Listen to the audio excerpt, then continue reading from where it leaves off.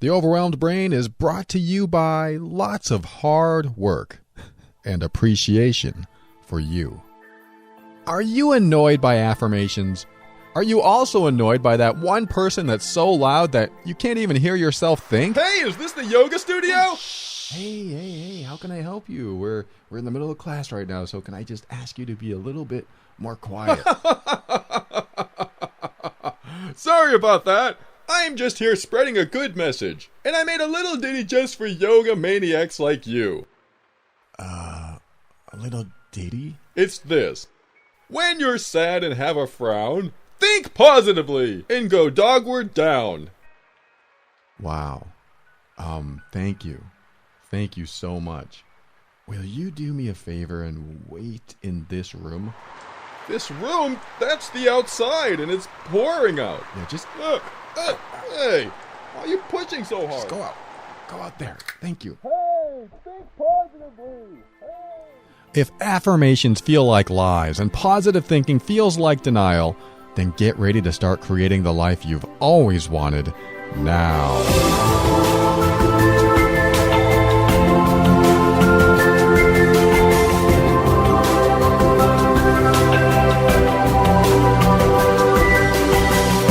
Hello, this is Paul Coliani, host of The Overwhelmed Brain, the personal growth show for the critical thinker. On every episode, we'll talk about practical, down-to-earth steps to help you improve your mood and keep you sane in this powerful journey we call life. I want to help you bridge the gap between your emotions and reason, causing you to discover why you do the things you do and what you can do to reach higher levels of happiness and lower levels of stress and overwhelm. Now, if you're here to learn more common sense tips for improving your life, well, you're in the wrong place. This is a direct path to uncommon sense, and that's why it's going to help you learn, heal, grow, and evolve. Today's show is going to be a little different because I was up preparing a couple late nights for a what's called a summit, which is an online event where presenters will be interviewed or present things, speakers like myself, present things that are of interest to a certain niche audience. And I was invited, and I'm so honored to have been invited to a summit called the Authority Super Summit. So I was one of 100, quote, experts or authorities in their field of interest or connection of some sort. And they reached out to me to talk about what it takes to be an authority, typically in the entrepreneurial world, but in the sense of how to get into the right mindset of being an authority. And, the first thought that came to me was, wow, I'm completely blown away and honored to be one of 100 people to be part of this event, because it's just something I don't think about. I don't think of myself as an authority, as an expert. I just talk, and I just come on the air and talk to you and tell you what I know and teach you things that maybe you already know or haven't thought of in quite the way that I have as a perspective. So I was thrilled, excited, and I found out this week, nervous, about presenting to thousands and thousands of people, which I do every week anyway, but I do this recorded. I can record this. I can press stop. I can edit out something that I don't want on the air, like if I start coughing or if my phone starts ringing or whatever happens. And it's a lot easier to just talk and then edit later. However, during this summit, I was live in front of thousands of people. And when you're on the air in a live event, you are on the air. So I was nervous, and I was trying to figure out, why am I nervous? Why did I get so nervous when I've been talking on the air for the last 2.5 years? And, I thought, okay, it's live. But why does that matter? I mean, I've been a guest on a lot of shows, and I can sit behind my microphone here and talk very easily about any subject, that I know of well. So why is it different when it's live? And I really think that it came down, at least for me, I got so nervous because there is no going back. It's that leap of faith. It's jumping off that cliff and hoping there's that giant stuntman air cushion at the bottom that's going to protect you when you land. And sometimes there isn't. Sometimes you will crash and burn when you take a leap of faith like that.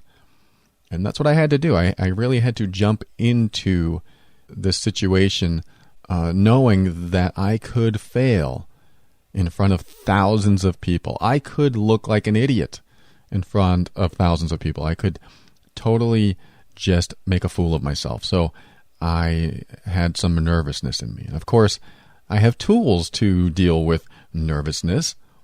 And, what I did is something I use that I've told you before. It's called the drill down process. And the first question I ask is, why am I nervous? It's a simple question, right? Why am I nervous? Okay, so I went through the process. Why am I nervous? Well, because they have identified me as one of the top experts in my field, one of the top experts in personal growth and development. And the first thought that came to me was, can I live up to that? Is that who I am? Can I be that person? And so I thought, okay, is that what makes me nervous? Is that I won't be able to live up to that? And I thought, no, I know what I know, because I come on the air every week and I teach what I know. I'm not going to teach you what I don't know, and I'm not going to lead you down a path of uncertainty where I'm not sure if this is going to work. I've tried everything I teach you. I come on the air and I only tell you what I know to be true, or at least I believe to be true, and what I believe works. So I'm not being inauthentic in any way. So I was able to get past that. I was like, okay, why else? Why else am I nervous about this? So I thought about it again. I go, because I can't control what other people think about me. And I thought, wow, that's an interesting thought process that came up. Why do I care about what other people think about me? Because if they see me as any less than I have been labeled as before I got on that virtual stage, are they going to look down on me saying, he doesn't know what he's talking about? That's the dumbest advice I've ever heard. And then I had to think, okay, what if I'm sitting there talking and they judge the advice I'm giving or the insights that I have, or maybe the story I have doesn't apply, or, all these thoughts in any situation like this can come to your mind. And that's what they did. They came to my mind. What's going to happen if I mess up? What's going to happen if I'm put on the spot? So here's what happened. I went through that process. I kept drilling down, what about that makes me nervous? And how is that a bad thing that I'm so nervous about it? Okay, so I'm nervous. Okay, so I mess up. What happens then? Okay, people judge me and maybe they don't like me. Okay, so what happens then? Why is that so bad? And so I went through that process, and it really helped calm me down. It helped calm my nerves.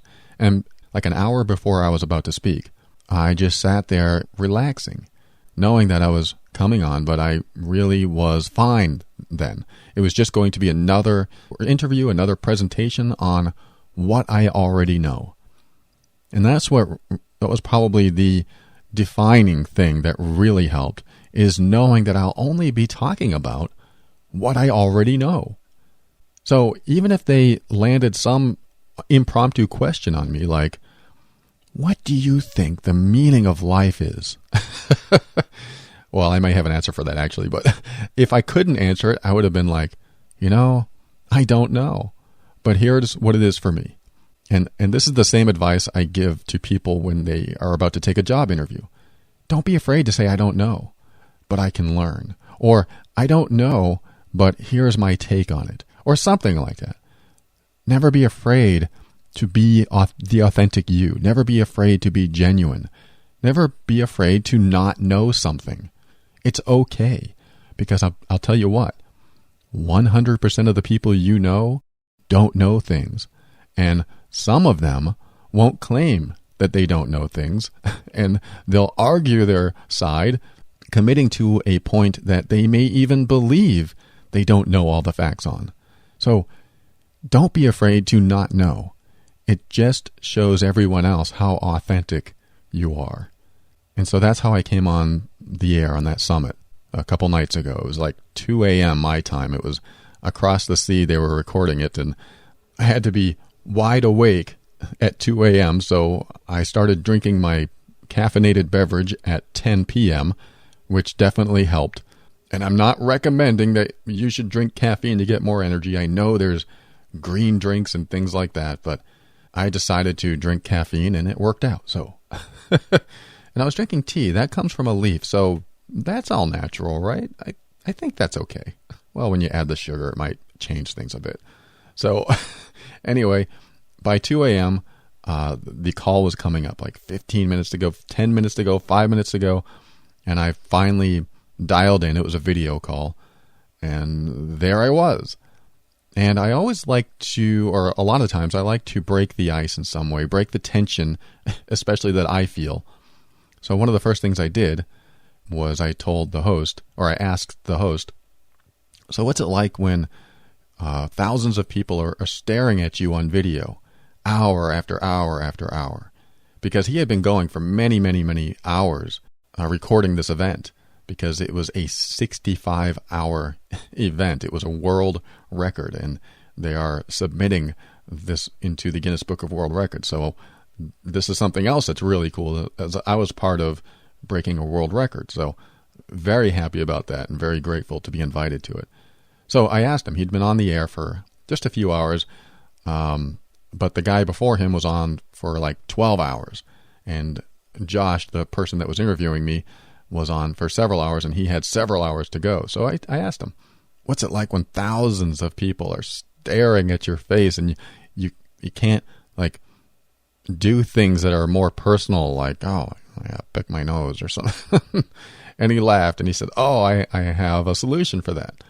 And he blanked out his screen and showed the Summit logo. And I was like, oh, that's perfect.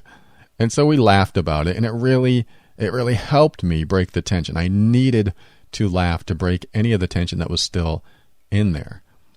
And the reason I tell you this, there's a point to all this, not just to tell you that I'm so happy to be on a summit, but when you go into any situation that you're nervous about, drill into yourself in a way where you go, why am I so nervous? And what about that makes me nervous? And how is that a bad thing that I'm nervous because of that? For example, why am I so nervous? Well, I'm nervous because I might feel judged, or I might get judged. All right, well, what about being judged makes me nervous? Well, if they judge me, then they might think less of me. And if they think less of me, then for example, in an interview, I might not get the job. Or on stage, they may ridicule me. They may talk about me to their friends. They may think I'm not that smart. And then ask yourself, well, yeah, but how is that a bad thing? And then your mind's going to melt because it's trying to figure out why you asked that question. And then you'll go, well, it's a bad thing because I don't want to be ridiculed. I don't want to be judged. And then you drill down even more. Why not?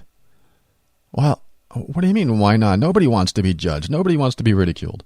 Yeah, but why don't you want to be ridiculed? How is that bad? And then your mind's going to melt a little more as it tries to figure out how to answer that question. And I'm going to leave it right there, but you see where I'm going with that. You keep drilling down and trying to figure out how that's so bad. It feels bad, yeah. But why? Why does it feel bad? How is it bad? What about it is bad? And even if it was the worst thing that could possibly happen, how is that even bad? Oh, you start thinking about these things in a way that you haven't thought about because you never broke through the tension, the first surface layer of not wanting to feel that way. You just go, I'm nervous. Well, why you're nervous? Because I'm about to go on stage. Oh, that makes sense. And then you stop right there. Oh, that's why I'm nervous, because I'm going to go on stage. And never dig any deeper than that. You just assume, okay, being on stage means you're nervous. Well, I recommend you dig and dig and dig and keep digging and explore those nerves, explore those fears, explore any negativity that you're feeling. Because the more you explore it and uncover it and release it, because that's what happens. As soon as you uncover it, it gets released. It's like picking up a big rock and finding something under it, and it's finally free. It's like, oh, I can get out from under this rock. That's like your emotions. When you have those negative or fearful or angry or any type of emotions that make you feel not so good, it's like they're under a rock. So explore, why is that rock there? Why does it, it's kind of metaphoric, but why is that emotion there? And just drill into it until you discover it and figure it out.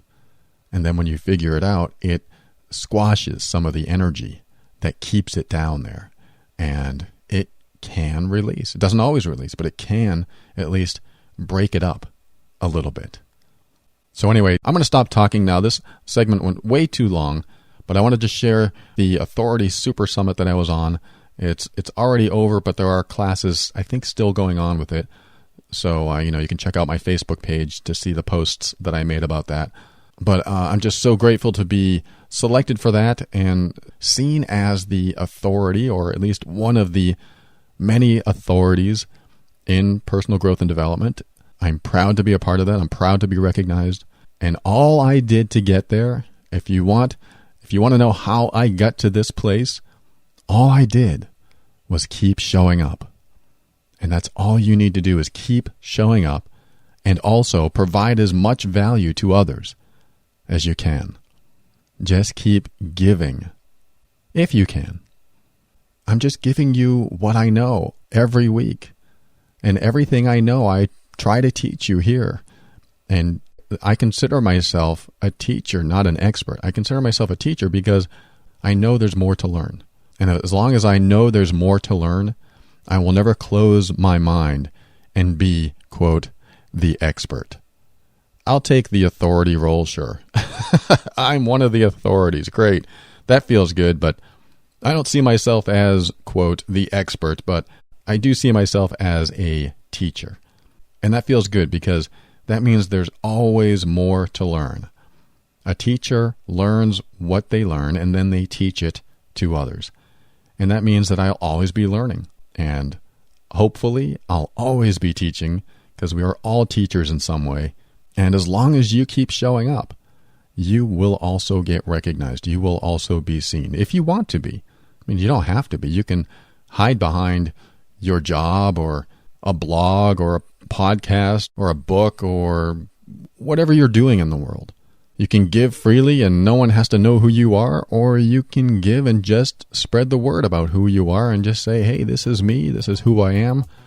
I'm trying to be as genuine and authentic as possible, and I just want you to learn, heal, grow, and evolve. So let's get to our first email coming up next.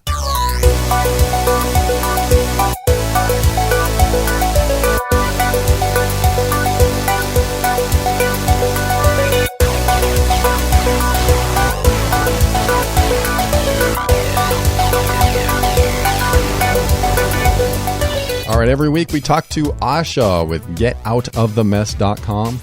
And this week, we're going to fly right by that and not get to talk with Asha, unfortunately. Asha is an independent associate for Legal Shield, and she decided to become an associate for them because she talks about them a lot with people.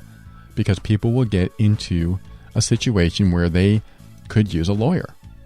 And she found herself talking about it over and over again. Oh, you got to call these guys. I can call them anytime, and it's just $20 a month. And she gets so excited about it.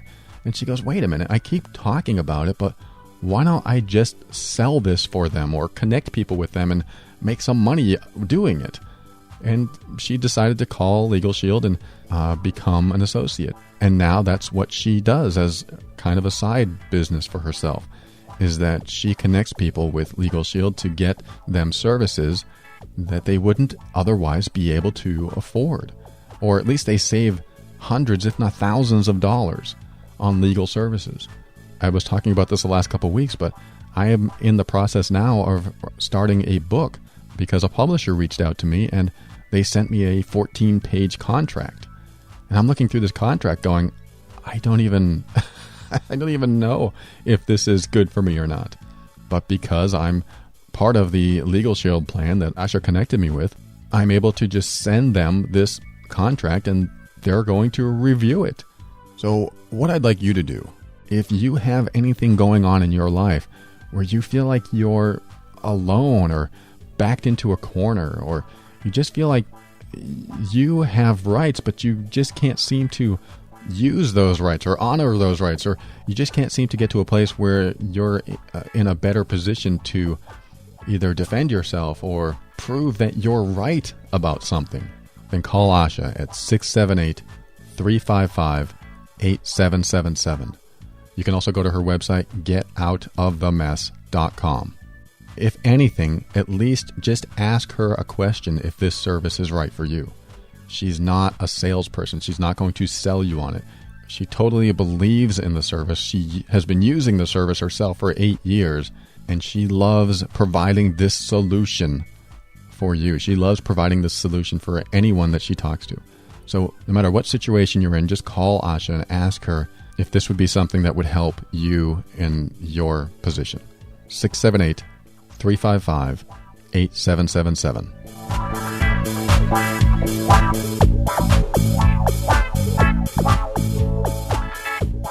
All right, this next segment is called Ask Paul. It's something I do once a week, and last week I did 2 or 3, maybe 4 emails, I forget, and I kind of called them rapid-fire emails. Let's do some rapid-fire email answering, which is where I just pull up an email that I received, really haven't had time to review it, but I do my best to just read it on the air, omitting any private information that indicates who wrote it, and then answer on the fly. So let's see where we go today. All right, this is from someone I'm going to call Melinda. She says, "Hi, Paul. Thank you for a wonderful podcast. I honestly don't think I would have been able to get through the past 9 months without them. A good friend of mine referred me to your podcast when I first began to have anxiety attacks after my last breakup. Your words of wisdom, advice, and encouragement are so very valued. I feel I need your help. It's been several months and I am still in terrible pain. I cry myself to sleep often and I so worry that my heart will never heal. My boyfriend and I were together for about 3 years and would talk often about our future together. It was a wonderful and positive relationship, and we enjoyed each other's company and laughed often and encouraged one another's dreams. But we broke up last year. The reasons he gave for our breakup was that he wanted to live alone and be alone, a life free of commitment, and that a life with a mortgage and marriage and children just wasn't for him. He went on to say how much he knew I wanted a family, but he simply didn't want children, and they would never be for him. Well, several months later, this ex-boyfriend was in a relationship with someone else he knew. Now, this broke my heart all over again. I don't believe he would have begun a physical relationship while we were still together. However, I do believe he was forming an emotional connection with this other woman prior to our breakup. Seeing him in another relationship made me question whether he was telling me the truth when he said he wanted to live alone and be alone and a life free of commitment. His explanation for this was that he could only ever be in a relationship again if the other person was like him. Now, my interpretation of like him was that the other person also wouldn't want a house or marriage or children. This was the man I was planning my entire life with, so it hurt me on the deepest level seeing him with someone else so soon after he ended our relationship. And every single day has been a struggle since our breakup, and now I fear I have depression. I've been doing everything I can to move on, including seeking counseling and listening to your podcast and reading and investing in my health and fitness. I spend time with friends and family, and I'm going on a trip with a friend and even starting to date again. A few weeks ago, I woke up to messages from a couple of my best friends telling me how strong I am and how proud they are of me and how far I've come on my own since the breakup. However, I heard some news that would hurt me. They told me that my ex-boyfriend and his new girlfriend are going to have a baby. I felt like my entire world crumbled around me. The only small relief I've been able to give my heart since our breakup was that he didn't ever want children. I feel like I've lost not only my best friend, but my soulmate, the person I wanted to wake up next to every morning and see his smile and wonderful eyes. The person I wanted to share all of life's joys and sorrows with, and for some reason, one I'm not sure I will ever understand, he's no longer in my life. I need your help to let it go. My heart is still in so much pain from this breakup and from no longer having the man I love in my life. I'm desperately seeking relief from the pain that I am constantly in. It makes me wonder what I did so wrong that this other woman can come in and have the life I wished for and planned for with my ex in just a few months' time. He never gave me an apology for the hurt that he has caused me, nor has he accepted that some of the things he said to me initially may not have been true. And he's still claiming that he never lied and that this woman is just like him. The man I dated was kind and compassionate, and I haven't seen that man since the breakup. Anyway, I couldn't include everything in this email. It would have gone on too long. I appreciate your time in reading this, and I apologize for adding to the large amounts of emails that you receive. However, I feel like this is the only thing I haven't yet tried to relieve my pain healthily, and I trust, honor, and respect your advice and opinion. With thanks and kindness, Melinda. Okay, Melinda, thank you for writing that. That is a lot to try to deal with, and I totally relate. I totally get it. I was in a 13-year relationship with a girl that I thought I was going to be with forever, or at least until I died, or at least until one of us died. And when she told me one night that she couldn't love me the way I needed or wanted to be loved, that was a devastation I'll never forget. And the very next day, she moved out. Within a couple months, maybe 3 or 4 months, she was married to the neighbor. I laugh at it now because I'm way over it and I've done a lot of healing. But just think about that. I mean, I relate, and you don't have to think about that because you're feeling it. I get it. You have had promises from someone, or at least you believed what someone said, that they don't want kids and they want to find someone just like them. And now he's found someone and he's having a kid.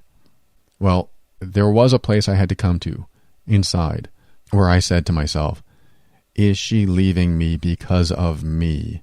Or is she leaving me because of someone else she met? And really, no matter how I put it, it still comes back to me.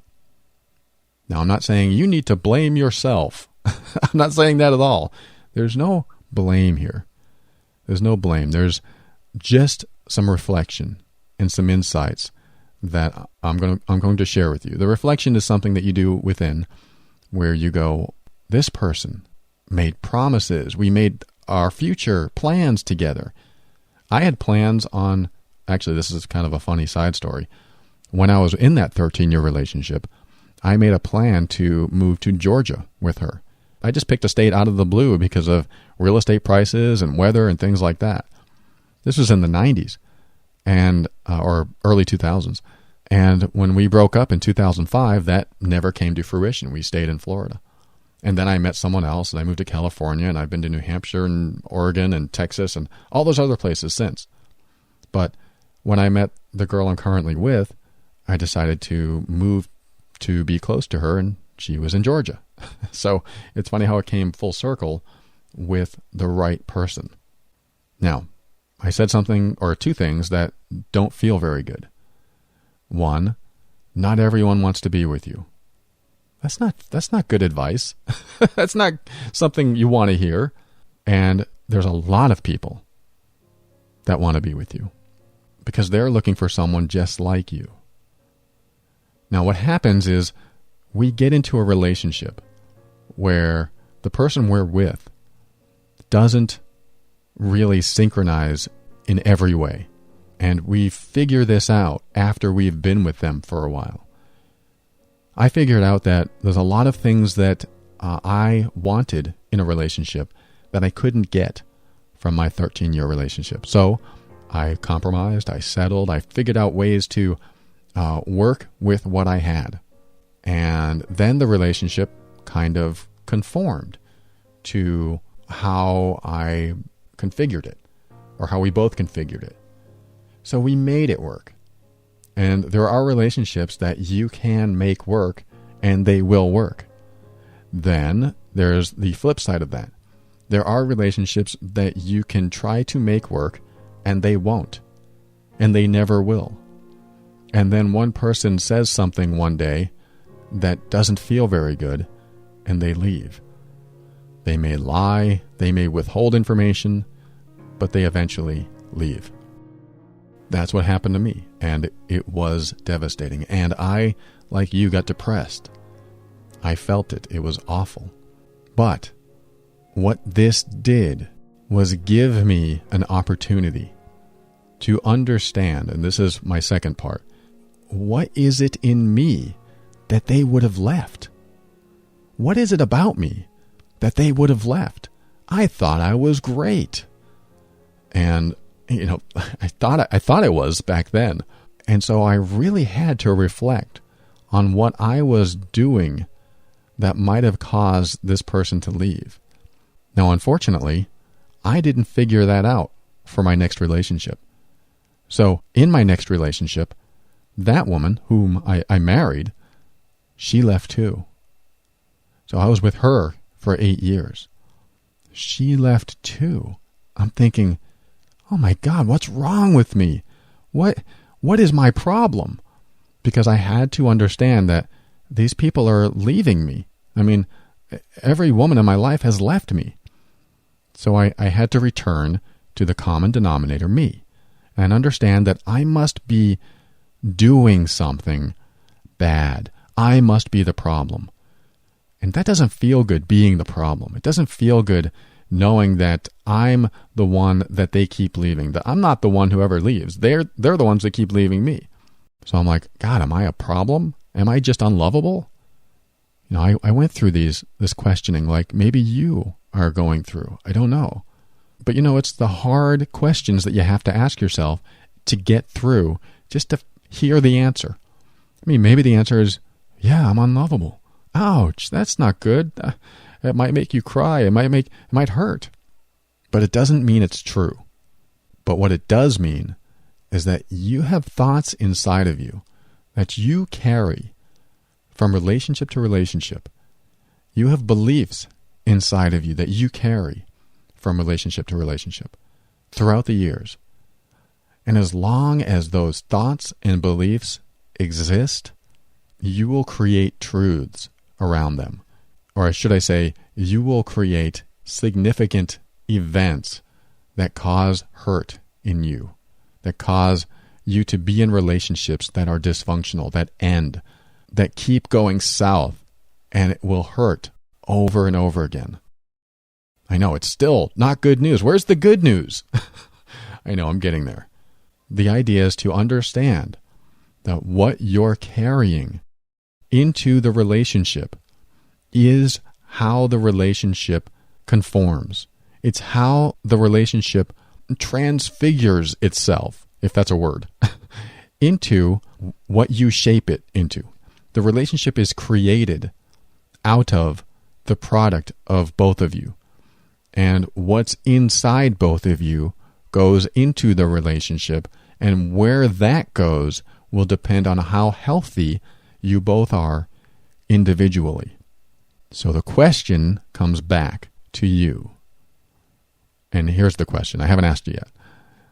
What is it inside you that needs to heal before you get into the next relationship?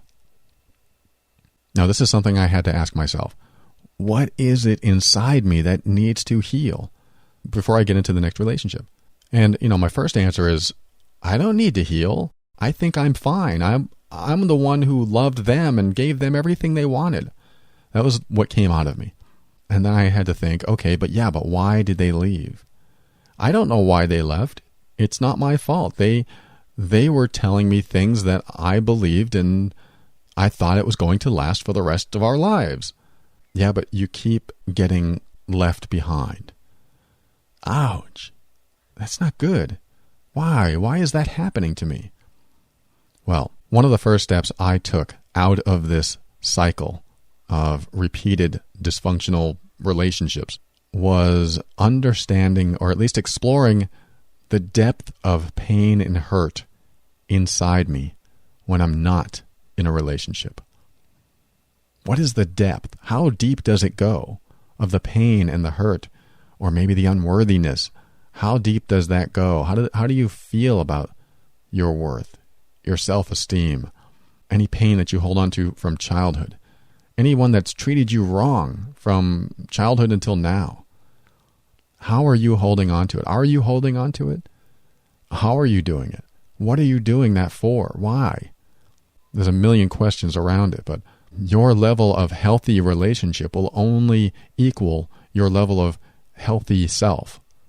Now, I'm not saying you're unhealthy, but you do carry things with you from childhood. You do carry some of the pains and some of the hurts and some of the things that are hard to forget.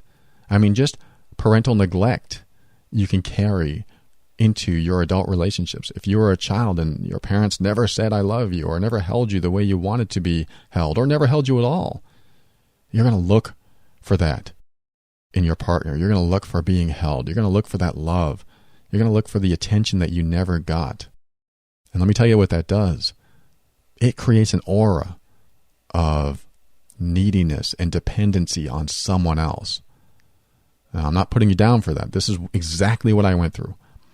In my 13-year relationship, my longest ever, I had a neediness for her to fulfill me, to make me happy, to complete me. You've heard that.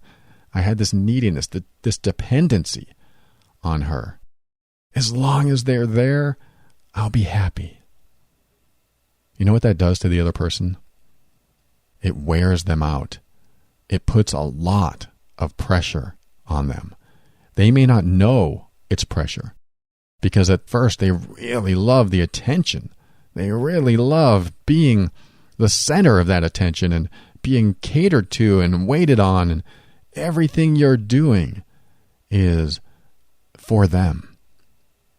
But then after the settling comes in and you want to define your own roles, the masculine and the feminine roles in the relationship, people start being a little bit more individual, being comfortable with one another, being happy together and happy in themselves. If that doesn't come into play and the roles stay the same from day one, where you're constantly giving more and more attention and the other person just maybe wants to be left alone once in a while, it gets hard. This is what I was doing to my ex-girlfriend. I was always coddling her and making sure I always told her I loved her, and I always wanted to hear it back. I always wanted to hear how she felt being with me, and I looked for it, and I had a need for her to tell me how she felt about me. Because if she didn't tell me, then I felt in deficit. I felt a loss. And it was a lot of pressure on her. And it was hard for her. It was hard for her to stay in a relationship where she had to continue providing that for me. It sucked away her energy. It drained her. Now, I'm not saying that's what you're doing. I'm just saying that when we have this longing for the person that we love and they leave us, we feel in deficit. We feel like there's something huge missing. It's not just the loss. It's more. It's how we felt while we were with them. Because there's a big difference between how we feel when we're with someone, how we feel when they're away, and how we feel when they're gone. When we're with them, how do you feel? Are you dependent on them for your happiness? Are you dependent on them to feel love? And when they're away, on vacation, on a business trip, at work for the day, are you longing for them? And you can't wait for them to return because you need some sort of completion. You don't feel whole. You don't feel integrated. You don't feel happy unless they're there. Do you feel that? Or do you feel comfortable in yourself and enjoying your me time and really doing what you want to do with your life, whether it's work or hobby or whatever, your passion? Are you pursuing those interests? Or is it all about the other person? Is it all about, okay, I'm going to do this until this other person comes back, and then I can be happy again? And then when they're gone, when we get divorced, or the person dies, or they go off with someone else, I mean, this is the most painful stuff. How are you then? Who are you then? Yes, there's a betrayal that's felt. There's, if they, go with someone else, or a huge loss, like even if they just left us and they don't want us back, it feels like they're dead. It feels like they died, and now we're grieving because we can't get that back in our life. And this is normal. It's normal to grieve when someone leaves us because we share so much with them. We share so much of ourselves, our dreams, our goals, our ambitions in life with this other person, that when they leave, it does feel like they've taken a part of us with them. And when they do that, and when they're gone, that part of us feels like it's still with them. So this leads us into what we need to talk about, which is the healing process, which is where you need to go with this, Melinda.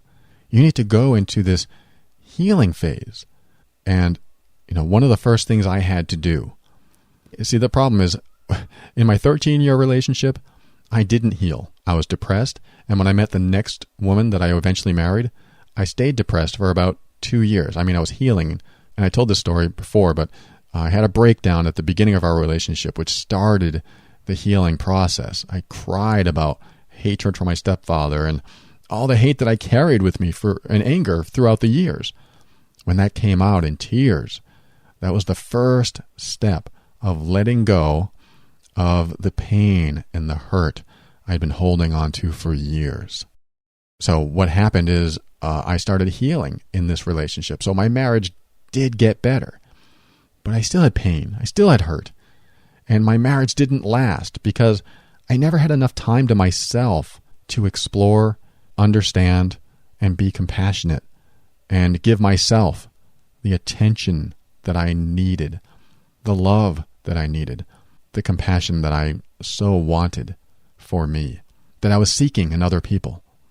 I never gave that to myself because I always sought the next person. I was always looking for the next person to do that for me. I don't want to deal with it. Let someone else do that for me. That's unhealthy. So after my divorce, what I ended up doing again was going, oh, it's me again. I'm the problem again. How come this is happening to me again? By then, I had done some healing, but not all of it. So I had to ask myself a question, which is this. What did I do to contribute to the cause of the end of this relationship? What did I do specifically that would have driven her away? This isn't self-blame. It's just taking responsibility for your role in the relationship. Things that you didn't even know you were doing. I didn't know I was doing it, but I sort of did after I explored this, which was every time I judged my wife, it drove her away just a little bit more. Every time I gave her a disapproving look, it drove her away just a little bit more. Now, in retrospect, I can look at my first 13-year relationship and ask this same question, because that's kind of where you are now, where I was so loving and I felt like I was loving and generous and I gave everything I could to this other person, but I also relied on her and depended on her for my happiness and to feel the love that I so felt like I didn't have when I was younger. And I asked that same question. What was my role in the breakdown of this relationship? What did I do specifically that contributed to the cause of our breakup? And one of the things that came up was how jealous I was and how needy I was and how I would wanted to know when she went out with her friends, where she'd be and what time she'd be home.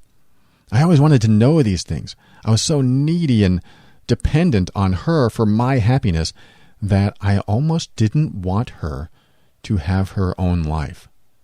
And that was really powerful for me. I was like, wow, what if I was with someone who didn't want me to have my own life, but always wanted me to be with them and be their comforter and be their supplier of love and happiness and everything that they needed. Would I be okay with that? And, for the first couple months, that feels great in a relationship. But then you settle into your roles, and then you want to be comfortable inside yourselves so you can be comfortable together. So when I explored that in my 13-year relationship, I realized that it was all these things that I just felt so dependent on her for so many things. And I chose not to, and this is one of the most important things, I chose not to stand up for myself a lot in that relationship, or at all, probably. I chose not to speak up when I knew I was right, and I chose not to argue because I wanted to keep the peace. I chose not to be myself. I chose not to honor myself because I didn't want her to leave. Because if she left, there goes my happiness, there goes my love. I didn't want her to go away. So what I did was change who I am. And I became the person I thought she needed me to be. And by doing that, she never saw the real me and couldn't possibly fall in love with me. I believe she did love me for a long time. I believe she was in love with me for a long time. But eventually she started understanding that this isn't as real as it could be. And she started falling out of love. And she didn't even know why. She just started falling out of love with me. And for the next 2 years, it just disintegrated until I asked her one night, "What is wrong?" And she finally came out with it. "I just don't love you the way I should." So where can you go with this, Melinda? I know this is all hard to hear, and it's not pleasant knowing that you did specific things that caused this, because really everything in your letter says that he was the person that wasn't telling you the truth. He was the person that said, "I just want someone who's like me. I just want someone who doesn't want kids. I want someone that is on the same path as me." And then he finds someone else, and now he's having a kid. He lied. I mean, this is something that has to be accepted. He lied. That's the kind of person he was with you. He lied. Why did he lie? He probably lied the same reason I lied when I was in that 13-year relationship. I did not want to hurt the person I was with, so I made sure that I did things and said things that didn't upset her. Why would I do that? Isn't that mean? No, because I loved her so much, unhealthily so, that I knew that if I said what was really on my mind, it would upset her. And guess what? She might even leave me. I don't know if that's his reasons for the way he talked to you or what he said to you. But let me ask you this. If someone tells you a truth that you don't want to hear, how do you take it? The way you take truth will be the way people treat you. Now, this is so important to comprehend and really embrace into you. The way you handle truth will be directly proportional to the way you're treated. And what I mean by that is if you fly off the handle or cry or get angry when you hear someone's truth, people are going to lie to you. It's just the way it is. But if you handle truth and accept truth and talk about truth, people are a lot less likely to lie to you. That is one thing that you need to start practicing if you already don't. Now, secondly, you have to treat this breakup as a death, as if he died and he is never coming back. It's hard to hear, but it's the start of the healing process, because acceptance that the person will never come back, no matter what you do, no matter who you are, even if you are the perfect woman in his eyes, he will still never come back. Just accepting that allows you to move on. It's the precipice of pain that has to be dealt with and processed in order to get started on the downhill slope of healing. Downhill meaning it's easier and easier as it goes. It's the uphill climb that you try to avoid because that's more and more painful and it's harder to get to. But then once you hit the precipice of knowing that this person is never coming back and you will never be with him again, it starts the healing process. Now, if this is too painful to hear, seek help. Talk to someone. Talk to your best friend. Talk to a counselor. Seek therapy. Seek coaching with me if you want to talk about it. But talk with someone so that you can start really expressing, like you did in your email, the pain that's inside of you. Because once you do this, once you get over that precipice, then you can start healing. It's the avoidance of that precipice that keeps you in pain, that keeps the healing from starting. If you allow it to come in and just deal with it, going, bring it on. Okay, whatever the most painful thing is, whatever the most painful truth is, oh, he has a baby. Oh, he's getting married. He's getting everything that I wanted. Bring it on. Just bring all this painful information on. Just bring it in and let me soak it in so I can't handle it and just burst out in tears and knowing that this was like the worst thing that could ever happen to me. Again, if you can't handle it, don't do it alone because some of this stuff is very hard. And if you haven't had a lot of healing in your life to get to that point where you can handle it, then seek someone else. Seek a professional. Seek a friend that you feel safe with sharing with because this stuff has to come out. When the woman that was going to become my wife said, I'm going to leave because you're depressed all the time, something inside me snapped. That precipice of, no, not again. No, what's happening to me? Something happened. And years of anger and pain and hatred came out of me about my stepfather. Something totally unrelated to what was happening now. That came out in tears. And it was the first real, healthy breakdown that I'd ever had. And it was worth it. And it was hard. And it was painful. And I never want to do it again. But I'm so glad it happened because it was so powerful. It was that precipice of pain because after that, it was the first glimmer of not being depressed anymore. It was that acceptance that I really hated someone. Like, wow, I hate? I didn't know I was capable of hating anyone. How is this possible? You're not supposed to hate people, right? I allowed myself to hate. I allowed myself to get angry.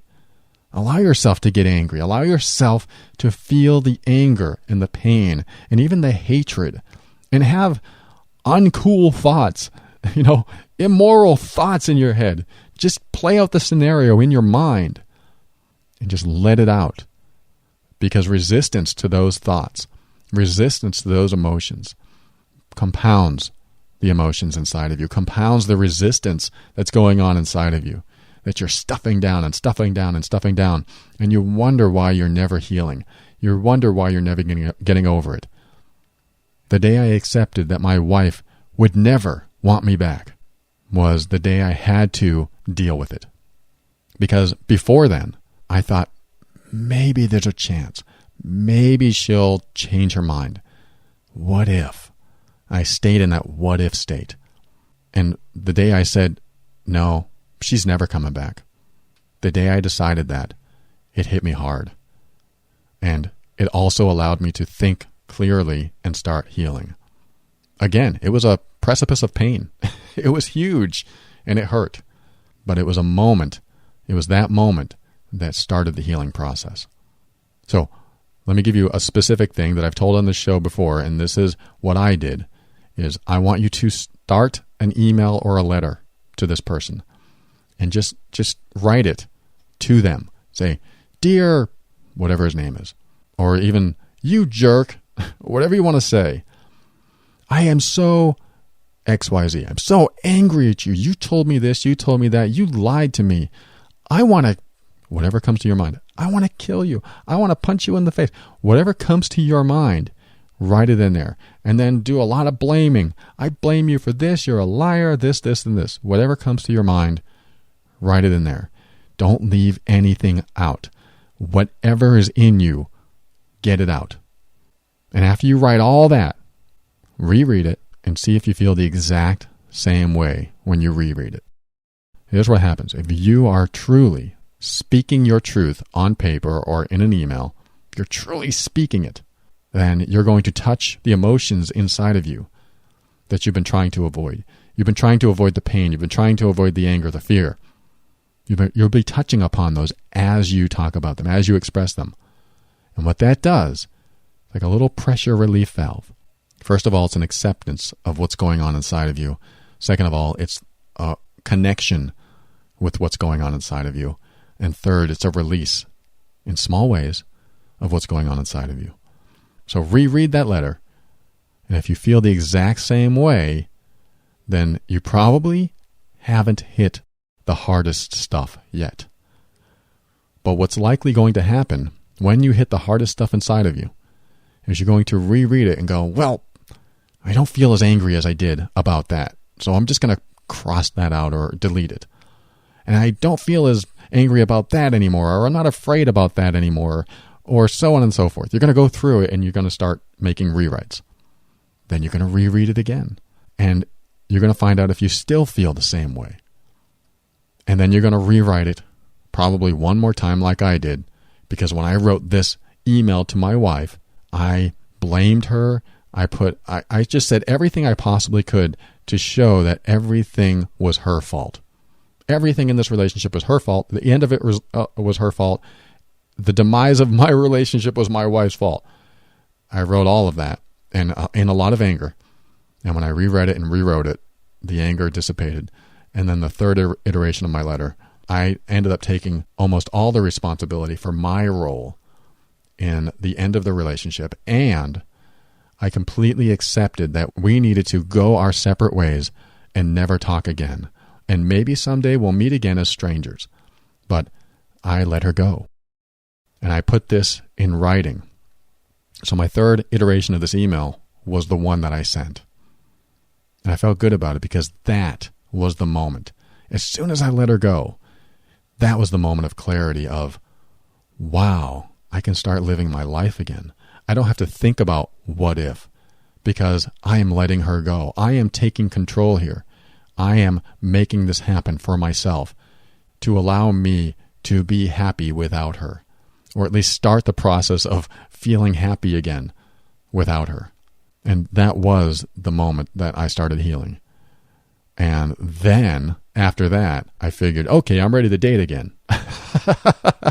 Which was probably the dumbest idea I've ever had, because a month after that, I decided, wait, I'm not ready to date again. And I made sure that I just stayed single for as long as I felt like I needed. And I did. I stayed single so I could focus on me and experience life, what it was like to be single for like the first time in my life.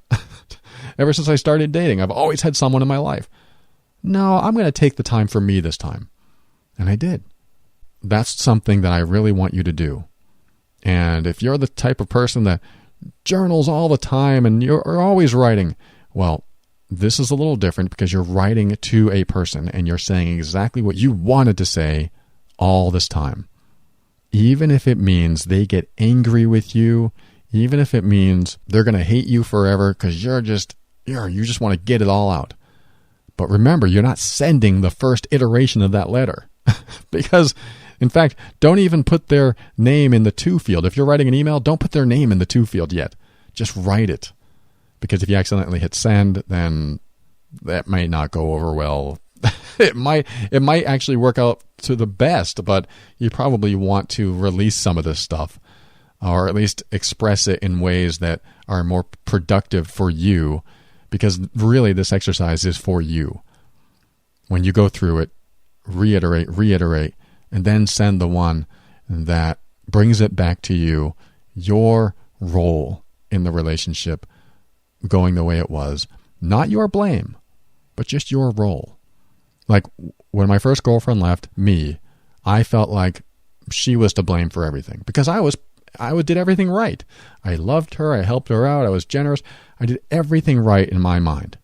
And it took a while of being alone, being single, away from that situation to come into me and go, okay, what did I do? Well, geez, I wasn't very authentic. No wonder she was trying to avoid me and trying to get out of this situation. She didn't even know who she was loving because I could never be myself around her. And so I want you to listen to any episode that I've done on honoring your boundaries, and also listen to an episode I did on self-worth and self-esteem, because that needs to be rebuilt in you. There needs to be a compassion for you. You've been way too compassionate to too many other people at your deficit, at your loss. And what I want you to do is start giving that compassion back to you, to yourself. Because when you do that, you'll start fulfilling needs and not seeking it from other people. Yes, it's fun and wonderful and just an amazing experience to be in a relationship, to have another person in your life. But when they are a dependency to fulfill needs that we have inside of us, that we're not happy until those needs are fulfilled, when you have that dependency to someone else, they will get burnt out. They will wear down because they will feel you pulling that from them in small ways. Even if you're perfect with them and for them, they will feel the pull, and they will eventually not want to be with us anymore. And that's when we have to go, wow, what did I do to contribute? Now, I will say this. It's not all gloom and doom for us because some people are just jerks. Some people just lie and do whatever they can to get what they want. Some people are like that. And we have to know that if we stayed with that person, that's what our life would be. We would never see the real them. If my first girlfriend stayed with me, she would never have seen the real me. She would only see the person that lies, the person that placates, the person that is always giving and generous to her so I can get my selfish needs met. We don't want that kind of person in our life because it pulls from us. I could just envision my spirit getting sucked away with a person like that. And that's hard to envision, but I can picture it right now. I'm not saying that's what you did at all, but when someone's in a relationship where they start lying more and more, they are afraid to tell the truth for one reason or another because of the fragile person that we are, that we show them, because when the truth comes out, we can't handle it or something like that. So when you're in a place that you can fulfill these needs in yourself, then you don't create any type of pull on other people because you don't need it. You want it. You don't need it, but you enjoy it when it happens. You enjoy being with them. You enjoy their love, their sex, their sharing, their experiences, and sharing all this stuff together. When you're in a healthy place and they're in a healthy place, you come together and create a healthy relationship. When you have deficits and you look to fulfill those deficits from someone else, that's when the pulling begins. And that's when the breaking down and the wearing down starts. So I've given you a lot here, and I don't mean to put you down in any way because really there's nothing you did wrong. It's just sometimes we think that the healthiest way to have a relationship is to give and give and give and give and give, and no matter what, always be the right person for them. And that's not the healthiest way to have a relationship. Always be the right person for you. Honor yourself and speak up when you have to, even at the possibility that they may not like what you have to say. You speak up and go, well, this is what I really want to do. Oh no, I don't like that restaurant. Let's go here because I would love this better. And they may not agree. Or you get into the hard stuff. You speak up and you honor yourself and you do things that are right for you.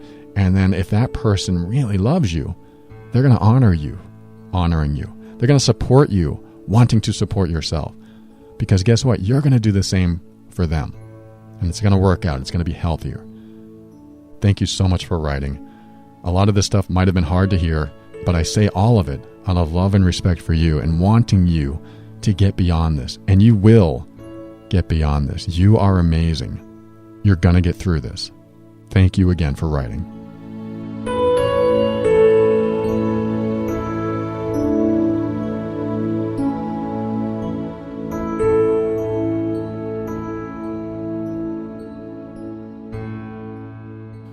Well, all right, that was my answer to Melinda, not her real name. And I just wanted to thank you for listening to that. That was an extended version of a reply.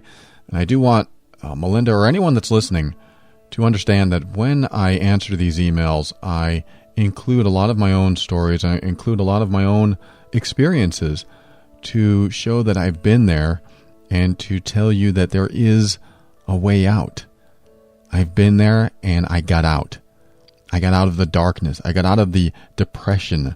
I got out of the pain of losing someone. So you don't have to stay in that pain. There is a way out. And the very first thing is the hardest. The very first step is the hardest to take. And that is accepting that they're not coming back. We get stuck in what if. What if they come back? What if I do something that makes them love me more or at least like me again? And when we're stuck in that what if, we're stuck in stagnation. And I don't want you to be in stagnation. I don't want you to be in a rut. You're better off just starting again, going forward, healing yourself, loving yourself, being compassionate towards yourself, and really giving you what you need to move on so that you can be healthy for any relationship that comes down the line. Any relationship at all, even if it's rekindling the one you lost. Because you don't want to bring the same old you back into the one you lost. Yes, you might love the same old you and they may have betrayed you, but that person you were, didn't recognize the signals, didn't see what was happening. There was something missing. It's not your fault, but it is your awareness. It is your responsibility to be aware of yourself, of things that are going on. Not that you're going to be paranoid, but just being more healthy. I call it being more functional. And what that means is you explore any type of dysfunction in yourself and you start the healing process. And how do you do that? You keep listening to this show. You reach out to me for coaching. Go to theoverwhelmedbrain.com and click on Coach with Paul. Or you reach out to a PhD, a therapist, a psychiatrist. You reach out to a best friend. You reach out to a mom or a dad or a brother or a sister. Someone, anyone, where you can feel safe sharing the hard stuff. I like to say, always share what's hardest, what you're embarrassed by, what you're ashamed about, what you feel guilty about. Bring all that stuff out. And because once you start doing that, you can start healing. Because if you're holding it in, it's like holding a rock over your emotions, that giant rock where your emotions are hiding under, that need to get out, that need to be expressed. Release the pressure. You can do this. This is all the time we have for today, so I'm going to end the show right now. I appreciate you. I'm so glad that you're here listening, and I want you to have the best life possible. Talk to you again soon.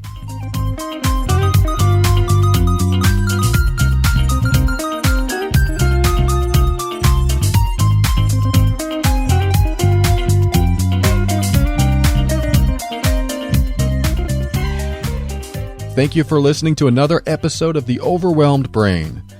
And he's not going to let me get away with it, so I'm going to say it. Happy birthday, Tim. I want to thank Asha with GetOutOfTheMess.com.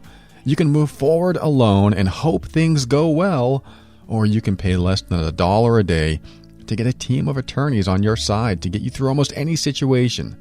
If you're in the U.S. or Canada, visit GetOutOfTheMess.com or call 678-355-8777 and talk with Asha today. I want to thank you. If you've purchased one of my books or purchased a worksheet or maybe even used the Amazon link at theoverwhelmedbrain.com, you are helping the show. And you're helping me too. But really, if you help me, you help the show, because I come back week after week knowing that you want to hear more. You know, Amazon doesn't pay that much, but it pays enough to keep this going. So if you're doing this, thank you. And the books don't sell for a lot, but if you're doing this, thank you. I appreciate you. I also want to thank Kevin MacLeod of Incompetech.com for some of the music transitions in The Overwhelmed Brain. And I'm going to end the show right now because we are so out of time. And it's time to start another week of our lives and do something that really moves us forward. So that's what I want you to do. I want you to do something that moves you forward. And I don't mean finding the remote control and turning on the TV. I want you to do something that moves you forward. Now, what does that mean? What does that mean to you? Is it something that you need to address in yourself? Is it something that you need to heal from, that you need to process and release, hopefully release? Is it something you want to learn? Is it some sort of project that you have way out in the distance that maybe you can take a step towards today? I want you to do something that moves you forward this week. And if you do something that moves you forward, let me know. Write to me, paul@theoverwhelmedbrain.com. I'd love to hear from you. So with that, I want you to open your mind and step into your power and be firm in your decisions and actions so that you can create the life you want. Always take steps to grow and evolve. You are powerful beyond measure. And above all, and this is something that I absolutely know to be true about you, you are amazing.